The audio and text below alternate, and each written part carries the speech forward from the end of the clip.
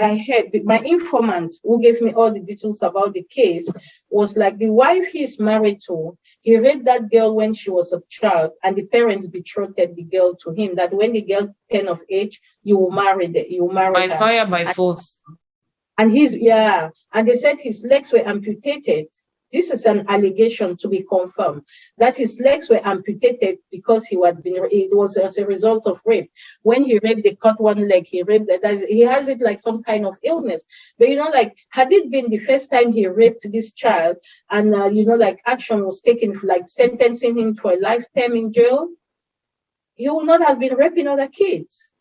I don't even understand why on earth someone will force you to marry your abuser just to keep reminding you of the trauma. You're reminded of the trauma for the rest of your life. Every time it comes close to you, you start thinking of that awful day. Yeah. It's an ill. I don't know how parents look at it. What? You defiled my daughter, so you must marry her. Madness. They think that they're saving face. They think that they're saving.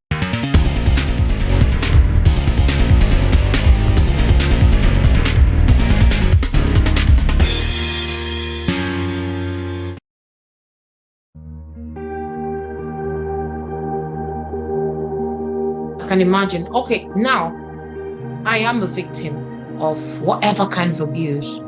What's your advice to me? What should I do? And like the steps I need to follow. What do I do first? And after that, what do I do? Like, because some people are like, sometimes I believe it's because they don't even know what to do.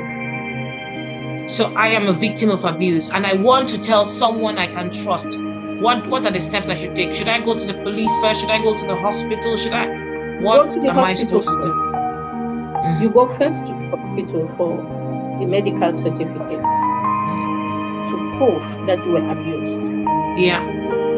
The medical certificate, and in Cameroon, only public hospitals, it means government hospitals, do establish that. How soon should you go to the hospital? Immediately. Don't even clean yourself. Because sometimes it's rather unfortunate we don't have forensics in all hospitals who can take samples. But the samples already left on you. It's proof that you were. Because sometimes people will say, you as an adult, sometimes, it's so funny because on my platform, Victim Survivor Forum, there's a lady who told me she attained orgasm in course of rape. It means that rape is not usually very violent. We've had cases where this woman, while she was being raped in front of her husband, she attained orgasm, and her husband, wants to divorce her, things like that. But excuse me, it's none of her fault. She was being raped. So the problem is non-consent. When we're talking of rape, it's non-consensual sex. You see, so go do a rape kit. They will give you the pre-exposure prophylaxis, which will prevent you from contracting HIV and unwanted pregnancies for those of you who have attained age of procreation. For those of you who are minors who cannot procreate, to avoid you from contracting HIV and sexually transmissible diseases.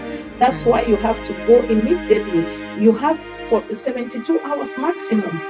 72 hours maximum for you not to have STDs, HIV, and unwanted pregnancies.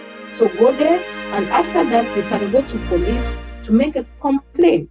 And from there, I always tell people, you have some police people who try to, they come in, but you have some serious police officers who I applaud, who know that rape is wrong, and they send the case to the state council, who now decides whether he's throwing the case out or he is, pursuing the case. So sometimes you have to, and I think the issue is your presence is very important, because when you know what you want, you will have what you want. Justice. We all want justice, and only by so doing will justice prevail. If you cannot report, and then you will never even have healing, because already knowing that your perpetrator was punished is part of healing. Yeah. So when you report to the police, can you actually be the one to take the case to court yourself, or is the police that has to follow the procedure? No, the police has a procedure like any case, any criminal matter. They'll have to do an investigation. So what a pre-investigation. So they will interview witnesses and things like that. If there's a way to arrest the person, they arrest the person, and after 48 hours, the person is entitled to be in police custody for 48 hours, renewable once, pending investigation, and then they will have to send them to court for the judge or the state council to decide whether the person is awaiting trial. Decide if the person is awaiting trial, then the person goes to jail. Sometimes they're put on bail. They put a bail on them. Like you have to, like the bail. This is a normal case things. Yeah. The normal anyway. criminal. All right. Thank you so much, Mommy Bell. My people, I really want to beg on this, please. If you're suffering any kind of abuse, try to seek help. Yeah, they have to understand that the child is raped but not real. That child can become somebody. That child can be better if you support them. That is what we are working. We are working on supporting victims of rape. Like we're doing our little best. We're trying to support them, tailoring the support. We cannot do that much. As you said, some of the victims is their stepfathers and things like that. But the things don't come to us. Sometimes we have possibilities of placing them in orphanages, but they don't want to go there. We have a young girl, I was just hearing the story on my platform, that she birthed a child from the dad, from the stepfather. And excuse me, and you come out on a platform, you say they need to help the girl. You cannot do anything to the man. The man is so wretched and things like that. Excuse me. He is going to, the mother is accepting. Under the watchful eyes of the mother, the child is being raped, and the stepdaughter, the mother is the grandmother and stepmother of the grandchild. Can you imagine? Yeah. Reality, yeah? Poverty. It's not a movie. Yeah. Poverty. That's what I'm talking about. This man needs to rot in jail, whatever it is. It's a 15-year-old. So you marry the woman and you take everything. You take everything. I say you take full package.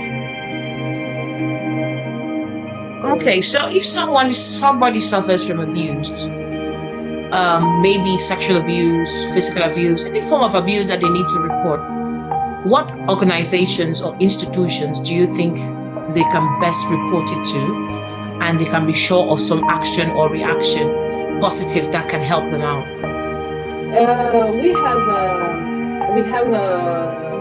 We're talking in this case generally, but if you can focus also on Cameroon and generally like globally, what are the kind of places that people can look to when they're in a situation like that? Globally, you have in developed countries, you have rape crisis centers. There you have a follow-up, like the advocate, like they take you to, like they go to the police, they do the follow-up.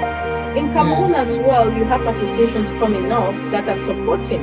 But I think what I realized is like sometimes the follow-up is not really like, like they take you, blah, blah, blah. When it comes to the justice, when the case goes to court, they leave you to yourself. And I think there's a need. You have a lot of lawyers out there who are standing in, because it's a, it's a criminal matter. So it's the state against the perpetrator.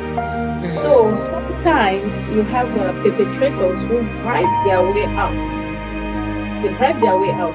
But the moment associations, for me, it's like if my association, for example, the Network of Women Empowerment, when we know a case is in court, and this case, it's our interest, it was reported, and we follow it. Of course, we have volunteers who attend court sessions. So the state council knows that there's a civil society looking up to them for justice to prevail. Yeah. So they don't play. But when you leave the victims alone to go to court, only the way they come after tomorrow, they get so discouraged, because it's a process. If you as a victim do not attend court, and then they're going to throw it out. They're going to throw it out of court. You have to be present. And sometimes, the victims coming up. Sometimes, like when you have lawyers who represent you or who are there for your interest. Because it's, like I always tell people, knowledge is power. Rape has two facets in the case. You have the criminal and civil.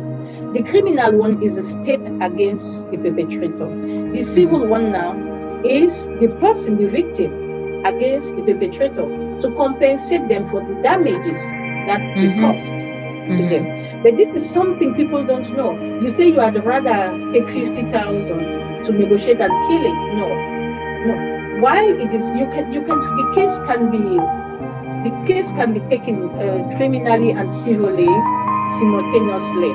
It means you do a civil case, and the criminal one is the criminal case is a state against the perpetrator, and the civil case you can do it simultaneously, and you ask for damage from the perpetrator.